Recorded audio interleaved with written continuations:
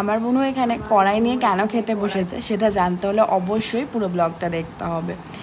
What I dinner episode number 18। রোববার থাকার কারণে ব্রেকফাস্ট, লাঞ্চ, ডিনার সব কিছুতেই মাংস ছিল। আর আজকে বাড়িতে হয়েছিল মাটন, তাই সকালবেলা ঘুম থেকে উঠে ফ্রেশ হয়ে মা মাটন আর মুড়ি মেখেছিল, তো ওটাই খেলাম। তারপর একটা ড্রাই কেক খেয়ে নিয়েছিলাম। আর মা অনেক দিন পরে আজকে বাড়িতে মাটন বিরিয়ানি করেছিল, তো মা ওখান থেকে একটু টেস্ট করতে দিয়েছিল, ওটাই টেস্ট করলাম।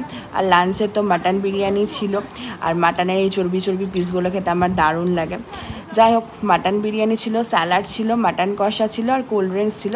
মাটন কষা আমি খাইনি, মাটন বিরিয়ানিটাই খেয়েছিলাম, ওখানেই মাটন বেশি করে খেয়েছিলাম। আর তারপরে একটা অরেঞ্জ ফ্লেভারের আইসক্রিম খেলাম। বিকালবেলা একটু চা খেয়েছিলাম। তারপরে আমি ফ্রাইড চিকেন মোমো আর স্টিম মোমো বলেছিলাম, চিকেন স্টিম মোমো, আর সাথে স্যুপ দিয়েছিল, ওইটাই খেলাম। আর রাতে আবার মাটন বিরিয়ানি খেলাম, কিন্তু রাতে মাটন কষাটা খেয়েছিলাম। তারপরে এত কিছু খেয়েছিলাম, একটু তো হজম করতে হবে, দিয়ে একটু কোল্ড ড্রিঙ্কস খেলাম। আর এইখানেই হলো মজার কাণ্ডটা, বিরিয়ানিটা অল্প বেঁচেছিল বলে মা বললো তুই কড়াই শুদ্ধই খেয়ে নে, মানে আমার বুনুকে বললো।